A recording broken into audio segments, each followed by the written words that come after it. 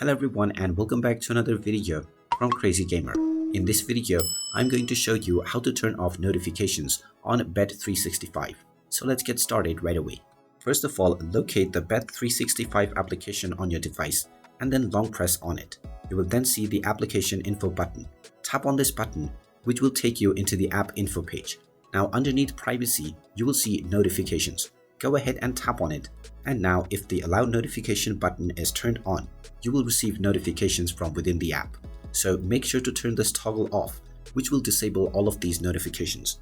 After this point, you will not receive any notification from the app anymore. If you change your mind in the future and wish to turn it back on again, you can come back to this menu and once again turn on the toggle to allow notifications.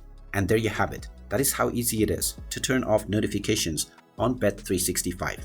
If you find this video helpful, make sure you hit that like button and subscribe to our channel if you haven't done so already. Also ring that notification bell to never miss another update from us. Thank you for watching and I will see you again in the next video.